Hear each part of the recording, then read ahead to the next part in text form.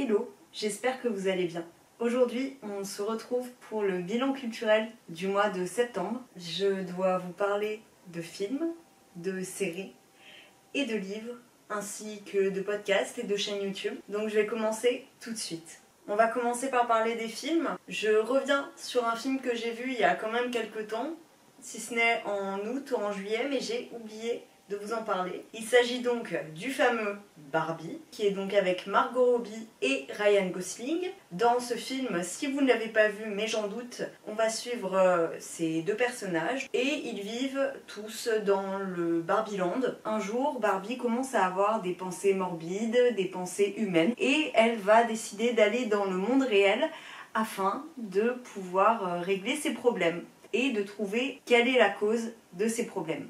J'ai trouvé que tout le début du film était assez plaisant, stylistiquement parlant, visuellement parlant, au niveau de la composition des plans, au niveau de la couleur. Mais à partir du moment où ils arrivent dans le monde réel, j'ai l'impression que c'est une pub pour Mattel. Et le fait que le film ait été co-réalisé avec Mattel fait que ça englobe toute la chose, ça perd en substance. J'avoue que sur la fin, ça m'a un peu déplu. Cependant, je reconnais l'intérêt du film, notamment parce qu'il a été targeté de films féministes. Je trouve que c'est du féminisme mainstream, mais je m'explique. En gros, si on réalise un documentaire féministe, il n'y a qu'une moindre partie de la population qui va le regarder. Les gens déjà aguerris sur le sujet et qui s'y intéressent. Or, dans un film aussi mainstream que Barbie, on arrive à insuffler un souffle de féminisme auprès de toute une population qui connaît Barbie, qui est intéressée et qui a envie de passer un bon moment. Dans cet aspect-là, je trouve que le film est intéressant. Maintenant, est-ce que c'est un grand film? J'en doute. J'ai également vu au cinéma Tony en famille, qui est sorti au début du mois de septembre. Donc dans ce film, on va suivre Camille Cotin, qui est maman de 4 ou 5 enfants. Elle est mère célibataire dans le sud de la France. Et au moment où ses enfants sont sur Parcoursup, elle se rend compte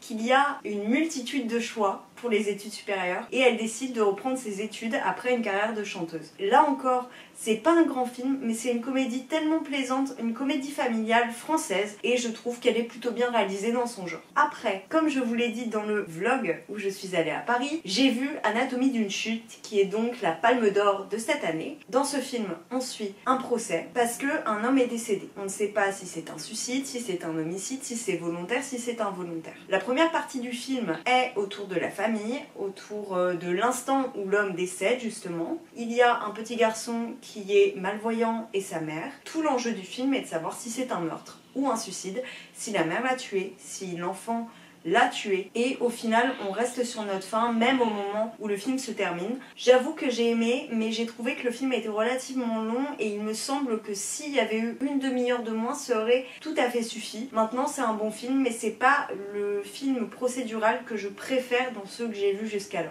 J'ai vu au cinéma ce samedi Le Livre des Solutions, qui est le dernier Michel Gondry, où il y a Pierre Ninet et Blanche Gardin notamment. C'est un film ubuesque, fantasque, il y a de l'humour grotesque, de l'humour absurde. On va suivre Pierre Ninet qui incarne un réalisateur qui arrête son traitement. C'est autobiographique, Gondry a découvert qu'il était bipolaire sur le tournage de L'Écume des Jours et donc ça fait aussi appel à ces souvenirs-là. Maintenant, est-ce que le film m'a plu? Ça c'est encore une question. Je trouve que ça part dans tous les sens. C'est un enchaînement de scénettes permanent et on sait jamais à quelle sauce on va être mangé dans la scène suivante. Le film est divertissant. Maintenant, si quelqu'un pouvait m'expliquer ce que signifie la fin, je serais curieuse de savoir de quoi il ressort. J'avoue que j'ai été un peu perdue. À la sortie du film, c'est un peu un questionnement où on se demande si c'était du génie ou si c'était mauvais. Je vous laisse me donner vos avis si vous l'avez vu. Je vous parle d'un des films que j'ai vu sur Canal. Il s'agit d'Épire. Là, on va suivre des jeunes gens lorsqu'un réalisateur arrive dans une ville du nord de la France pour trouver des acteurs afin de jouer son scénario.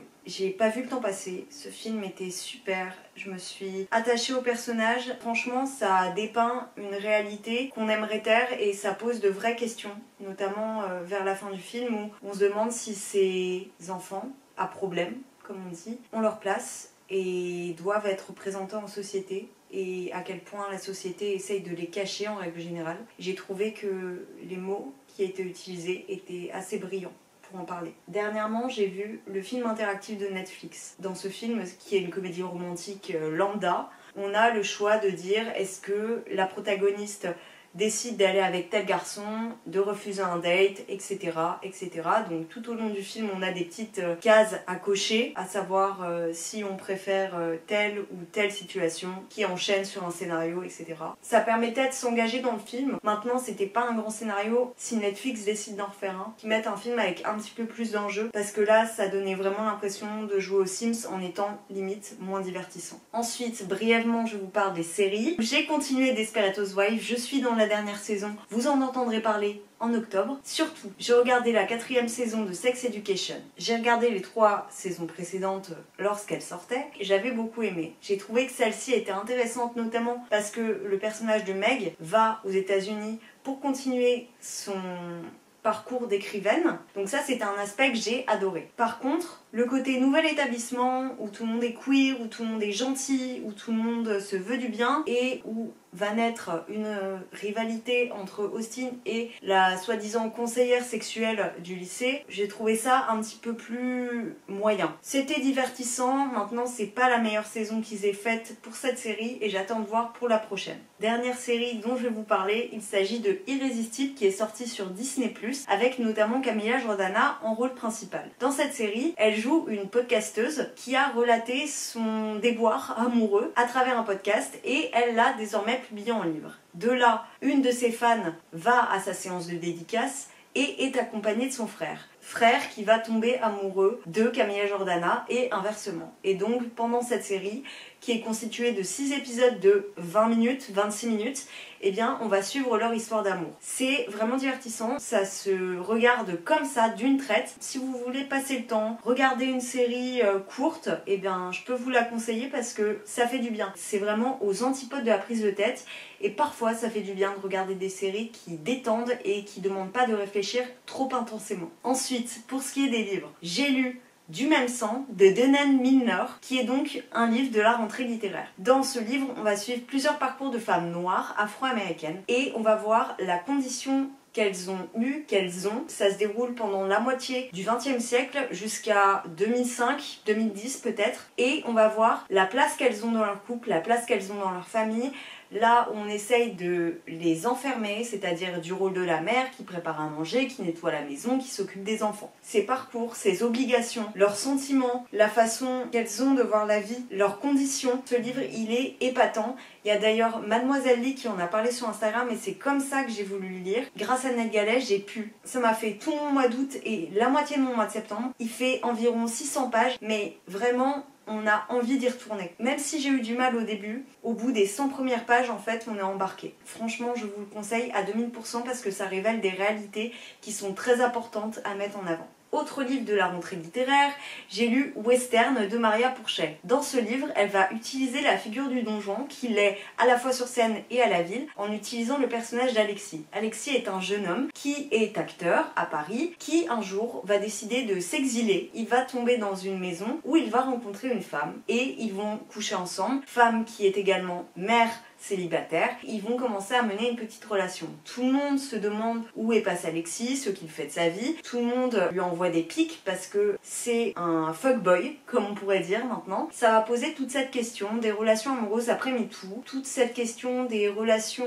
amoureuses et sexuelles d'emprise. Ça va reprendre toute la figure du donjon en la détournant, en montrant que c'était pas quelqu'un de bien, alors que dans la pièce, c'est plutôt un personnage sympathique. J'avais détesté Feu, que j'avais lu il y a 2 ans à sa sortie, mais celui-ci m'a beaucoup plu. J'ai été embarquée, j'avais envie d'y retourner. En plus, on a le temps de respirer entre les phrases, on a le temps de respirer entre les scènes qu'elle nous présente. Même si vous n'avez pas aimé Feu comme ça a été mon cas, je peux vous conseiller celui-ci et peut-être que vous y trouverez grâce. Ensuite, j'ai lu un autre livre de chez Stock, qui est donc le livre de Panayotis Pasco, qui s'appelle La prochaine fois que tu mordras la poussière. On en entend parler partout, c'est l'un des livres les plus vendus de cette rentrée littéraire. Panayotis Pasco, je l'ai vu en spectacle l'année dernière, j'avais adoré son spectacle, mais je suis très heureuse de l'avoir découvert sur un autre registre, et notamment dans un autre domaine qui est celui de la littérature. Dans ce livre, il va nous parler de sa dépression, de sa relation à son père, de sa relation à l'homosexualité, à sa découverte de l'homosexualité, cette venue venu à Paris lorsqu'il était encore très jeune. Sincèrement, découvrir un être comme ça qui se pose autant de questions,